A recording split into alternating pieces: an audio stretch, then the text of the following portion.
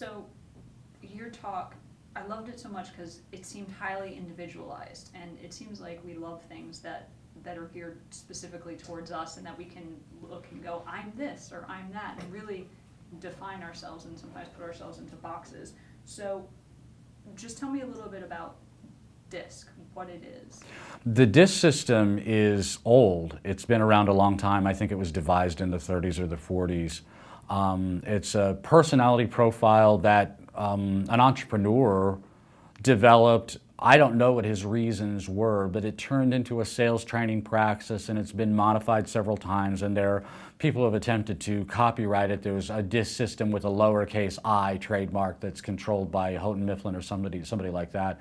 It's practically speaking, it's in the public domain, the DISC system itself. I learned it at a sales training event. It was a half-hour class, and I went in, and the first exercise in the class was to read a list of questions and decide what your response would be. And I read the questions really quickly, and I took my pencil and I drew a straight line because I recognized which were my answers, and because I am driven in the DISC, I say driven, I am a high D in the DISC system, I did it with the absolute least effort. Least effort, least squares, least hypotheses. If you can put the word least with a hyphen in front of it, I like it.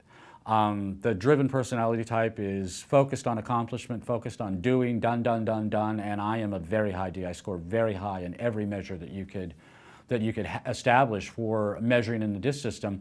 The other three personality types, I call them driven, incandescent, sociable, and cautious. There are other words that you can use.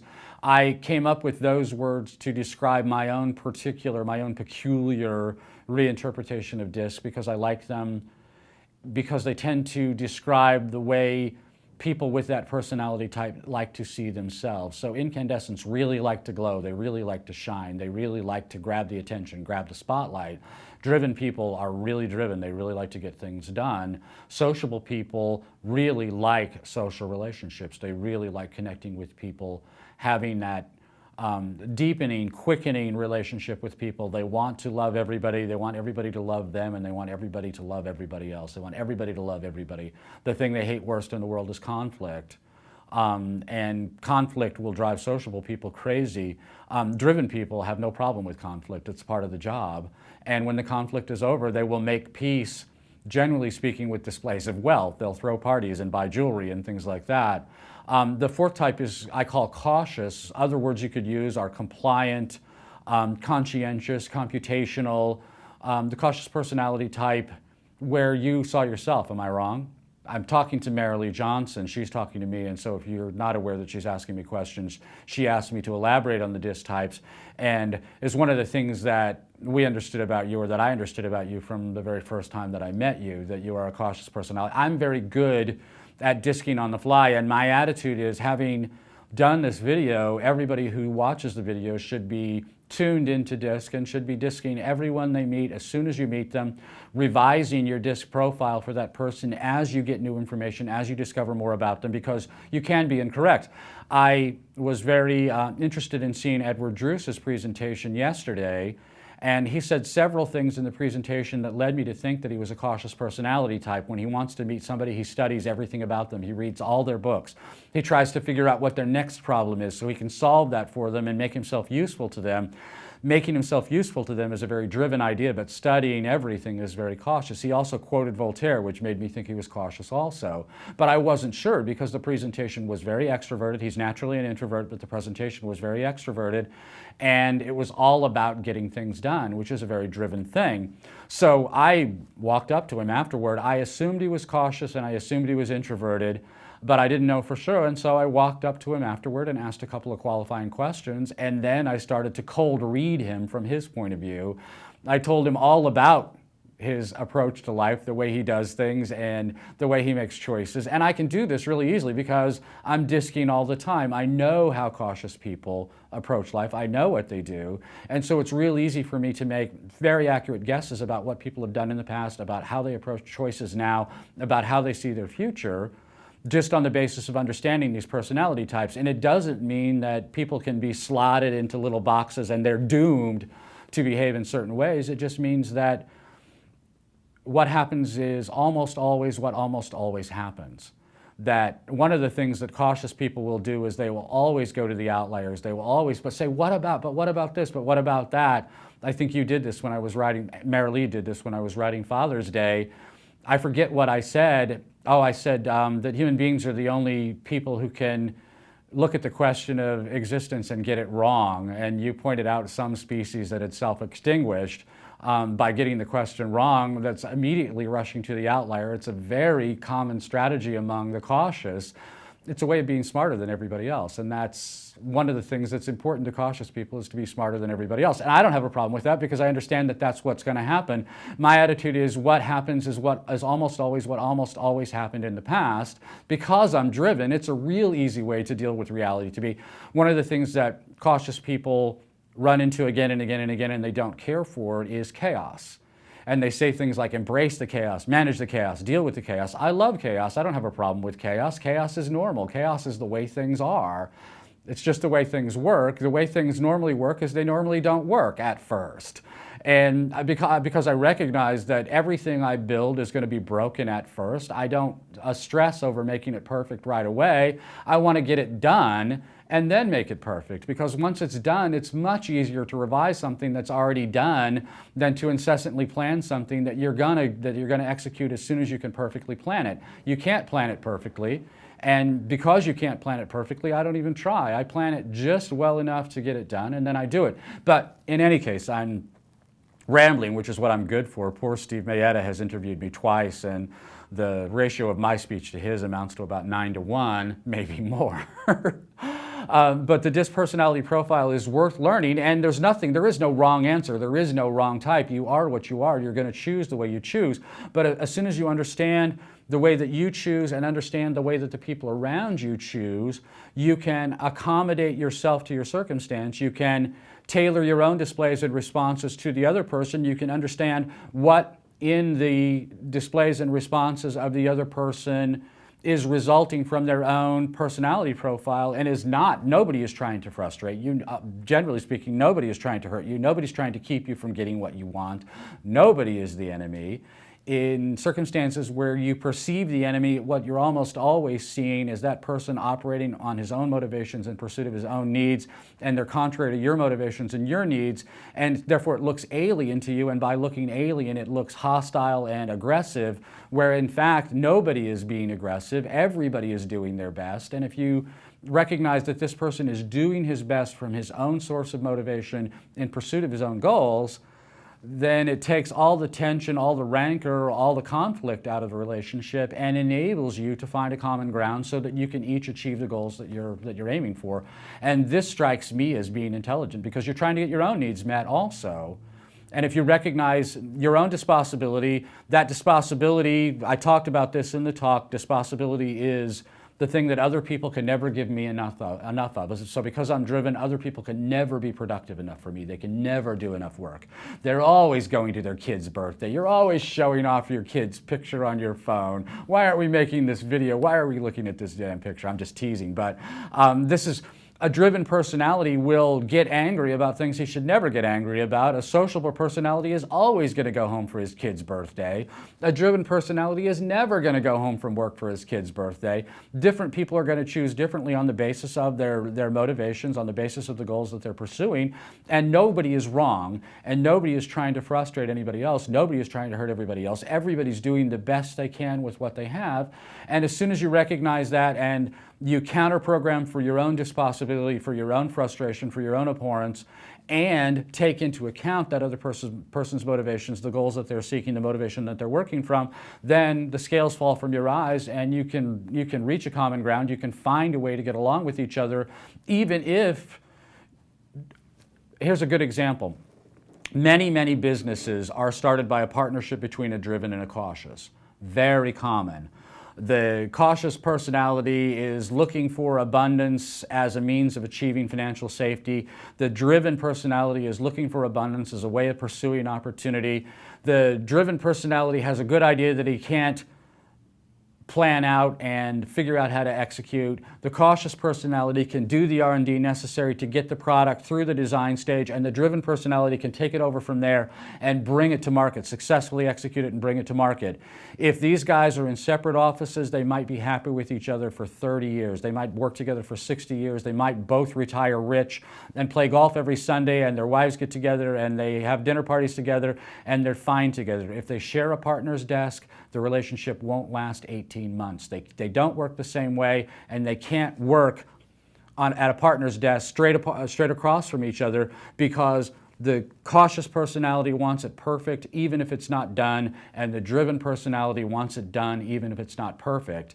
And those two dispossibilities, the driven will have endless frustration with the cautious personality.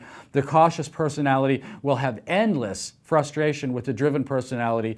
He's got analysis paralysis. He's always going off half-cocked. This is one of the things that destroys marriages. This is one of the places where Mr. Maybe comes out as he gets tired of this conflict. She's verbally more skillful. She's better at elaborating, at describing, at elucidating how her needs are not being met. He's not nearly as good at competing in that arena. He's certainly not as aware of his own feelings, and he's completely clueless to her feelings. All she wants to talk about are her feelings and how she's not feeling validated, that he's not following through, he's not delivering. And so he withdraws into himself more and more and more as a distancing strategy, like a turtle pulling a shell around him.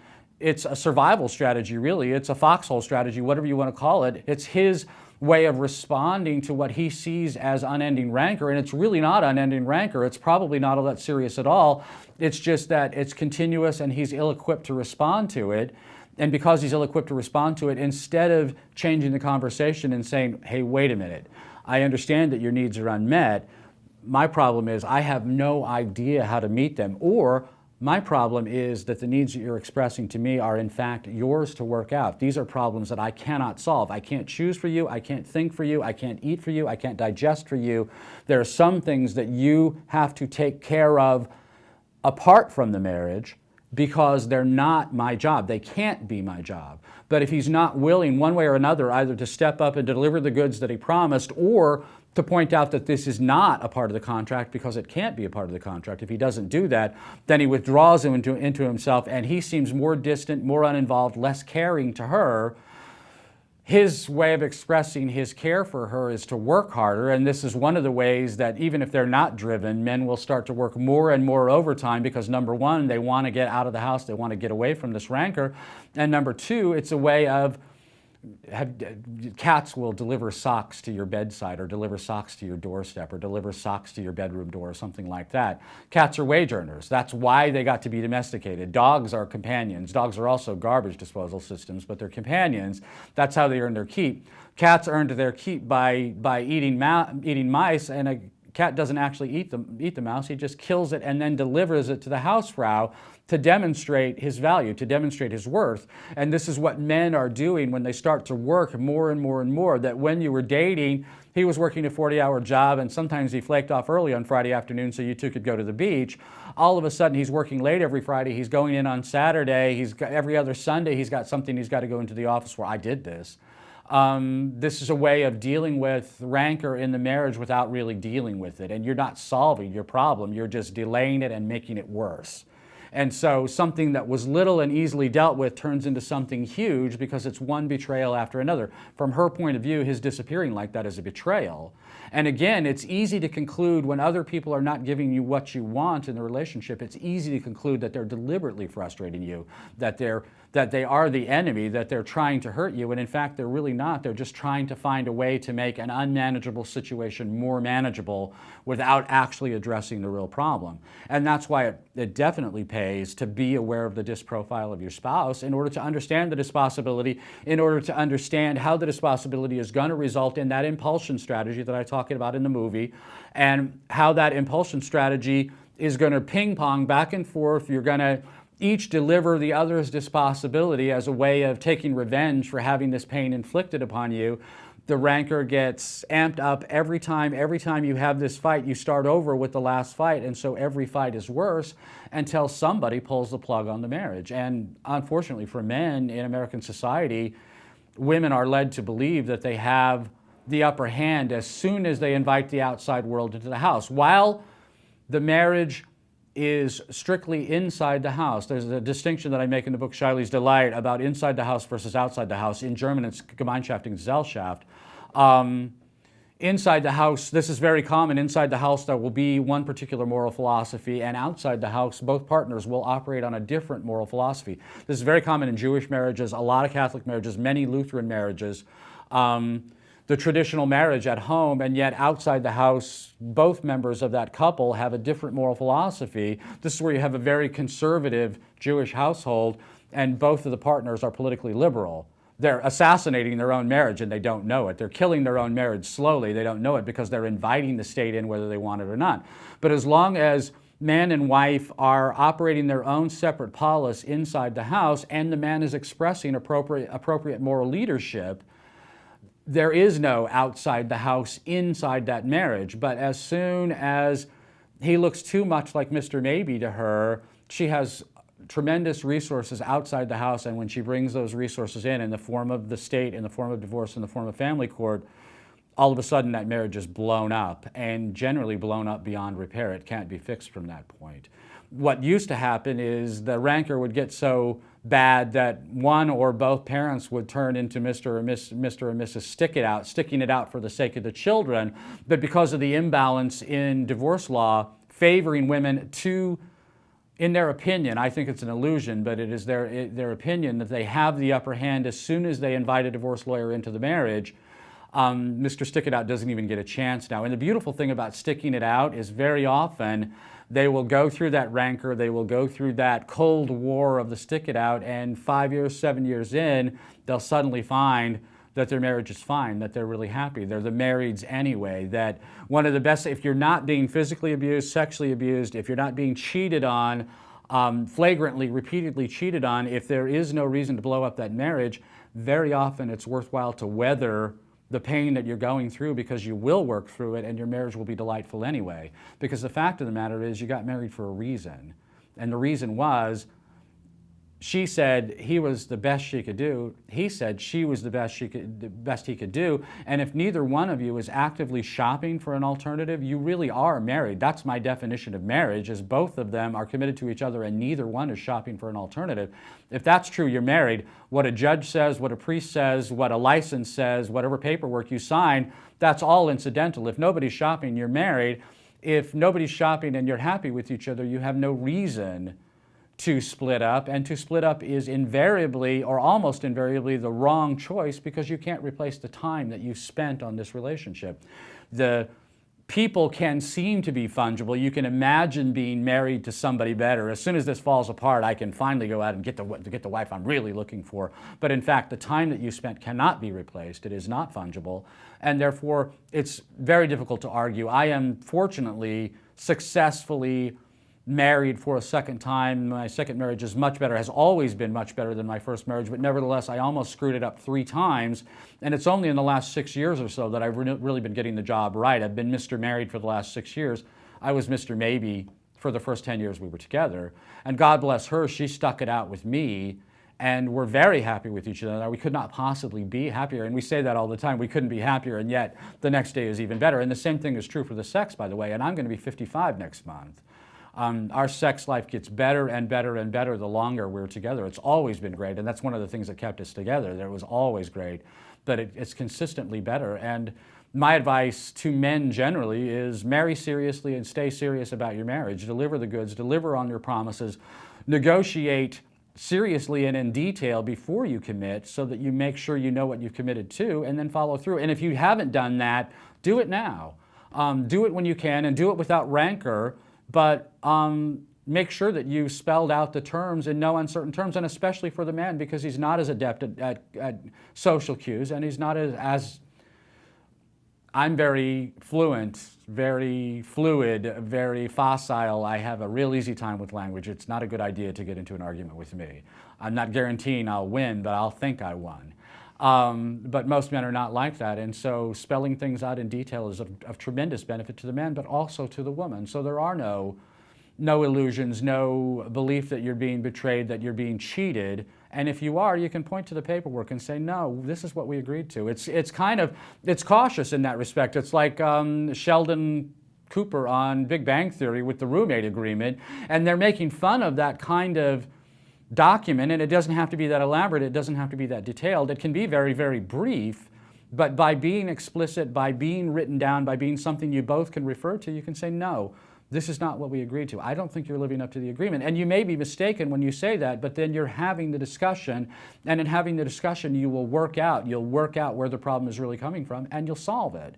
And that's how you stay married. This is how you stay married. I'll stop. My question, I think one of the easiest ways that you can identify yourself on the DISC scale is how you break up with somebody, because almost everybody has. And for me, I was thinking I might be one, I might be the other, but as soon as you were like, this is how they break up, that's what did it for me. Did you, so Marilee's talking to me about breakup strategies in the DISC system. In the breakups that you had, did you break up by combat, or did you break up by reconciliation, by trying to make it work? Combat, really. Because I will bet that you went through a lot of reconciliation first. A lot of times where you thought, I should leave. No, maybe if I do this instead. Women do this. Women are biologically more inclined to be sociable than men are, and even whatever their predisposition in DISC is, there's going to be a whole lot of social influence on them, frankly, because you're built to be sociable. You're built to be sociable in the way that Maria Queiroz, I have no idea how to say her last name, not Mayetta, but Steve Mayetta's wife, she's obviously built to be sociable. She looks like a painting of the Madonna when she's holding that child. It's built into your biology much more than it is in men's biology. Men are sort of pre-programmed to be indifferent to storgic relationships because they may have to go off to war for a long, long time. They may be on the hunt for months at a time. The heartbreak of leaving your family when you are too sociable is too much to bear. And it's in our biology that way too. There's some little brain chemistry that divides the brain hemispheres for men in a way that doesn't happen for women. Women are just naturally more sociable. So what I would expect is for a woman in a situation where she knows she needs to leave to attempt again and again and again to repair the relationship, and only when she decides that it's only going to result in another failure does she go to another strategy, and then the strategy that she goes to will reflect her predisposition. And so that's where the combat strategy would come in. And it's not really combat, it's just rancor and acrimony and ugliness, and you never talk to each other again. Can you list out for me what each thing would do? Like, what is the predisposition for a D or an I that breaks up? You said that it was the C was the cautious personality will break up by combat, typically by rancor and acrimony. The driven personality breaks up by flight. As soon as a driven knows that something's not working, it's over. It doesn't matter what's not working. If it's a job, if it's a business, if it's a romantic relationship, if it's a friendship, if it's a rented car, a driven hops into a rented car, drives it off the lot, realizes he doesn't like it, he'll take it back and say, I need you to replace this car. Drivens break up by flight. Incandescents break up by distancing. And so unmarried women will often complain, he never called back, he never returned my calls. We went out 3 different times and I thought things were going great and I never heard from him again. This is an incandescent breaking up by not breaking up. And the incandescent will tell you, well, I'm letting her down easy. You're not letting her down easy. You're making it miserable for her because she's going through months of wondering if you're going to call. She's sitting by the phone all weekend long. The movie I'm Just Not That Into You is a really worthwhile movie for people to see. I'm Just Not That Into You is the name of the movie. Really worthwhile for people to see, especially for understanding the way that women handle romantic relationships. The sociable breakup strategy is reconciliation, which sounds absurd, it's incoherent, but sociables are always trying to repair relationships, and so they will continue to try to repair the relationship long after the drivens and the incandescents recognize that it's not going anywhere, each for their own reasons. The driven is long gone, long ago. He may tell you, he may not, but he is long gone. You can smell, feel, hear his absence. He leaves an echo behind him when he closes the door. But the sociables will attempt to break up by reconciliation. They'll keep coming on back. Take another little piece of my heart now, baby. Women as Losers, Janis Joplin, another song, Women as Losers. This is why women as losers, because they keep coming back when they shouldn't. And the real problem is The cautious, when they are confronted with a breakup, will attempt to block escape. And so this is North Korea in action. Every tyranny is a cautious tyranny, and in a cautious tyranny, a cautious personality believes that the ideal that he is defending, the ideal that he has instantiated, has made real, is the perfect possible paradise. There is no more perfect paradise. Cautious people don't understand the way other people think, and that's where you get that you're wrong, I'm right, there is no other way to talk about this. The fact that you're wrong suggests, number one, that you're counter-revolutionary, or at least that you're misguided, you may be insane. So let's start with re-education. If that doesn't work, let's go through a process of imprisonment, and if that doesn't work, let's put you in the grave. And so our friends, our Marxist friends, have managed to bury 160 million rebels so far. What were they rebelling against? They were rebelling against a perfectly planned paradise. How could you possibly rebel against a perfectly planned paradise? You are not permitted to escape. And if the only way I can prevent you from escaping is to put you in the grave, well, dang, you're just going to have to die. And I'm not saying that regular people, normal people who have the cautious temperament will do that, but where cautious people are in power and where that power is not checked, it will oscillate in that direction. It will tend in that direction. So I happen to mention Steve Ballmer and the way that he screwed up Microsoft. Microsoft is a horrible place to work because it was a cautious tyranny forever.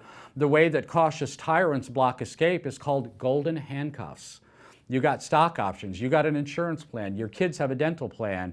You have all kinds of reasons why you can't quit this job. It's golden handcuffs. I'm gonna give you something that's so valuable you don't dare escape it. That's a horrifying thing to do to people, especially to sociables, because sociables break up by reconciliation, and so they stay much longer than they should. As soon as somebody says golden handcuffs to a driven, he doesn't hear golden, he hears handcuffs, and boom, he's gone. The incandescent may admire the gold for a while at the same time that he's sending out his resume to find a better job, to find another job in any case. But the sociable, on the one hand, will admire the gold, it's a great reward, will value those rewards because they help protect the other relationships, the relationship with the wife, with the children, thinking ahead to retirement, and will only recognize that he's living in a cautious tyranny after it's already too late, and then he's stuck. And people who are stuck in a cautious tyranny are miserable. The incandescent strategy says, look at me, look at me, look at me. A sociable who is stuck in a cautious tyranny has to emulate the incandescent strategy. It's not natural to them, but they have to emulate it. And the way they emulate it is, don't look at me, don't look at me, don't look at me. One of the ways I have of knowing that I'm behaving inappropriately with my wife is I can feel her flinching when I look at her. And that's brutal for me to recognize that I'm inflicting an injury without even intending to, but my dispossibility is productivity, and my response to that dispossibility is frustration. I get frustrated, I get cranky, I get demanding, and suddenly she feels assailed, she feels put upon, and I never want her to feel that way. And fortunately, I'm aware enough of it when I see it. I end up pushing it too far way too often, that at least when I pushed it too far, I see her flinching. I know that's the don't look at me, don't look at me. That's what it is. It's the faux incandescent strategy as a survival strategy, and that's sad, and I'm better and better about it because I recognize it earlier in the process, and I do a lot to program against it anyway, but nevertheless, I am driven, and driven people will be, the driven gonna be driven. People will be what they are, especially under stress, especially in emergencies, especially when being what they are is most important to them. That's when the DISC personality profile will come out the strongest. And so people are not necessarily going to show you what they are. It's sometimes hard to suss out. After a while, it'll get easier and easier because you'll recognize the things that they say. So for instance, Brent Smith, one of the speakers, he used the word lazy twice, and I know he's a driven. Lazy for a driven means inefficient. That's what it means. When a driven says, I'm lazy, I don't want to go to all that work, it means all that work is inefficient. I don't respect that strategy. And so they say lazy, but what they mean is inefficient. He said lazy twice. I know he's driven. I didn't even have to ask. Perfect. We done? Yeah. Bless you.